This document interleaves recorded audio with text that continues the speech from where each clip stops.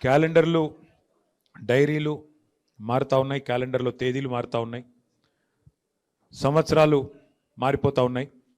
కానీ కాంగ్రెస్ ప్రభుత్వం మీద ఎన్నో ఆశలతో ఓట్లేసిన ప్రజల జీవితాల్లో మాత్రం గత 2 సంవత్సరాలుగా ఎలాంటి మార్పు రాలేదు. ఇంకా ఏమైనా మార్పు వచ్చింది అంటే అది తిరోగమనం వైపు, అంటే తిరిగి ఏదైతే పాతకాలంలో ఉండే పరిస్థితులు ఉండేదో, తెలంగాణ రాక పూర్వం కేసీఆర్ గారు ముఖ్యమంత్రిగా పదవి బాధ్యతలు చేపట్టక పూర్వం మళ్ళీ అదే పరిస్థితి ఈరోజు తిరిగి తిరోగమనం వైపు ప్రయాణిస్తున్న ఈ సందర్భం స్పష్టంగా మనకు కనబడతా ఉన్నది.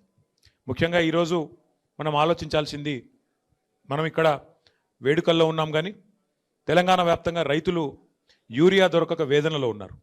చలికాలంలో ఈరోజు పొద్దునే నేను చూస్తూ ఉన్నాను, చలికాలంలో ఇంతటి చలిలో మొత్తం రాష్ట్ర వ్యాప్తంగా ఉన్న రైతాంగం ఒక్కొక్క యూరియా బస్తా కోసం అల్లాడిపోతూ ఇవాళ గంటల తరబడి దినాల తరబడి లైన్లు కట్టే దుస్థితి మళ్ళీ తెలంగాణకు దాపురించిన పరిస్థితిని మనం చూస్తూ ఉన్నాం.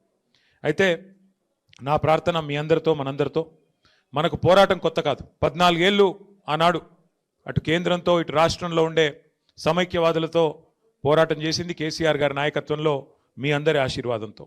అట్లాగే 10 ఏళ్ళు మరి తెలంగాణ రాష్ట్రం ఏర్పడ్డ తర్వాత మీ అందరి కష్టంతో, మీ అందరి దయతో కేసీఆర్ గారు ముఖ్యమంత్రిగా పదవి బాధ్యతలు చేపట్టిన తర్వాత 10 ఏళ్ల తెలంగాణ మీద కేసీఆర్ గారి ప్రగతి సంతకం చిరస్మరణీయమైనది, దాన్ని ఎవరు తుడిపేయలేదనే మాట కూడా నేను మీకు గుర్తు చేస్తూ ఉన్నా.